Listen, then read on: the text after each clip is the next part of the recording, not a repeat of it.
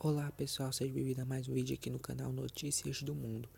E Notícias do Mundo é o que não falta no G1. Você pode acessar o G1 e colocar, só você colocar, você quer ter notícias aqui da Venezuela, você coloca G1 Venezuela.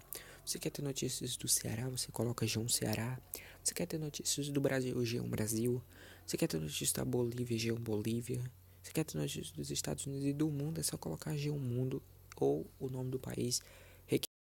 Que Nicolás Maduro toma posse para segundo mandato como presidente da Venezuela. Em seu discurso de posse, Maduro criticou opositores e afirmou que a Venezuela está na guerra mundial. Ele é travado por governos satélite dos Estados Unidos. Nicolás Maduro prestou juramento para seu segundo mandato na presidência na Venezuela dia 10. A cerimônia aconteceu no Supremo venezuelano porque a Assembleia Nacional, que é dominada pela oposição, não reconhece a legitimidade da sua reeleição. Ele deve ficar em 2025. Logo após prestar juramento, já como faixa presidencial, Maduro criticou opositores durante o discurso. Segundo ele, a Venezuela está no centro de uma guerra mundial, conflitos que, segundo por governo satélite nos Estados Unidos. Não há um só país onde não haja uma campanha diária permanente de 20 anos de manipulação contra o comandante Hugo Chávez. Este humilde trabalhador, declarou Maduro. Na fala, o venezuelano insistiu na crítica aos países vizinhos como presidente, opositores a Maduro como o Brasil e a Colômbia. Veja o caso do Brasil, o surgimento de um fascista como Jair Bolsonaro atacou Nicolás Maduro.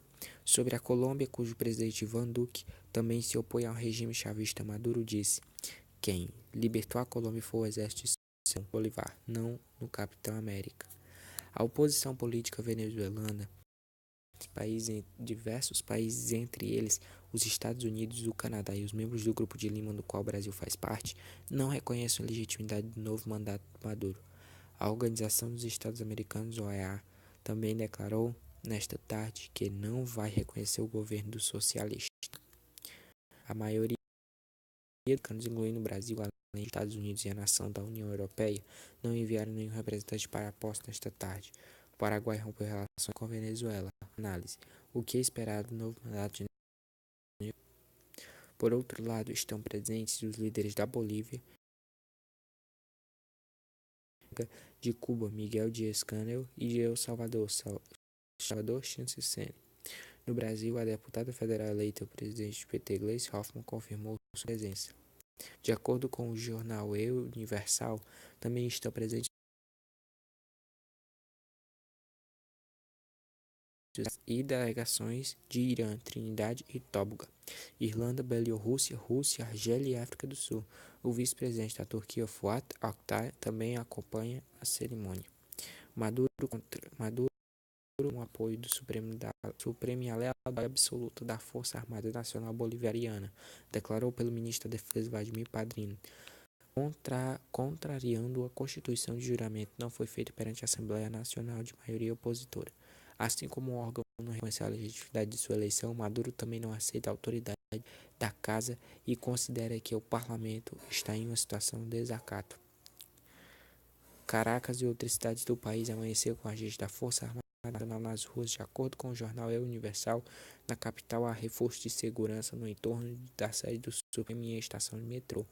Os apoiadores do presidente estão concentrados em diversos pontos do centro da capital venezuelana para presenciar o evento, como mostrou a Telesur, TV multiestatal, como sede na Venezuela. De acordo com a agência Reuters, ativistas da oposição convocaram protesto para quinta. Maduro foi eleito em maio do ano passado com quase 70% dos votos. Em eleição boicotada pela oposição, teve alta abstenção e denúncias de fraude. A coalização opositora da Mesa da Unidade Democrática, MUD, se recusou a participar do pleito por considerar o processo uma fraude para reperpetuar Maduro no poder. Os dois maiores rivais da oposição já estavam impedidos de concorrer. Leopoldo Lopes está preso e Henrique Capriles foi impedido de se candidatar a qualquer cargo por um período de 15 anos. Cerca de dos 20,5 milhões de eleitores estavam registrados para votar, mas o comparecimento foi de 46% do eleitorado, com um total de 8,6 milhões de votos. Foi uma das porcentagens de participação mais baixas da história da venezuelana. Desde 2013, quando Maduro assumiu o governo na Venezuela, sofreu ondas de protestos violentos que deixaram cerca de 200 mortos e uma derrocada socioeconômica.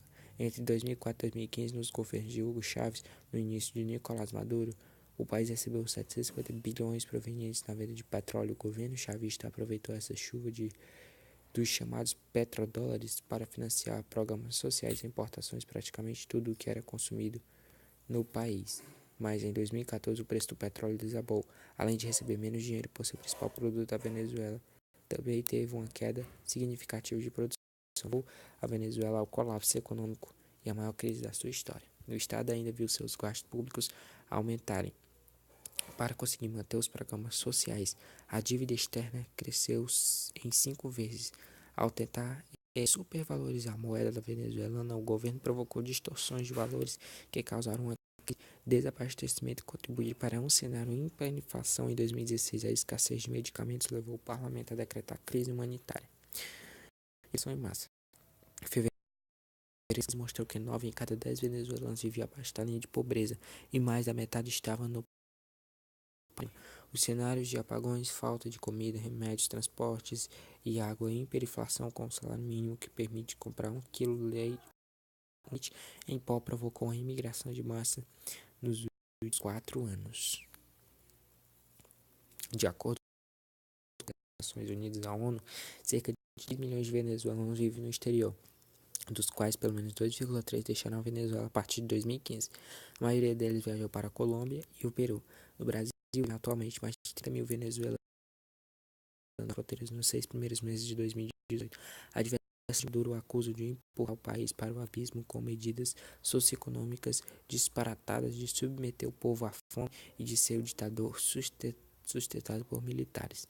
No entanto, ele diz ser um presidente democrático, é vítima dos Estados Unidos e da guerra econômica com a direita. Pela hiperinflação e pela falta de comida, o presidente reeleito promete prosperidade. Bom, pessoal, a situação também envolve o Brasil e a Venezuela. Ele foi eleito pela população aqui, né, o presidente Jair Messias Bolsonaro. Ele criticou também o presidente da Venezuela, Duque, né, criticou também o presidente colombiano e recebeu a presença de países que, diríamos assim, são fortes, né, e também recebeu a presença de, acho que se eu não me engano, ministro da Rússia, né. Bom, esse foi o nosso vídeo, deixe seu like, compartilhe, se inscreva e vamos ver o que vai se desenrolar nessa história da Venezuela. Até lá!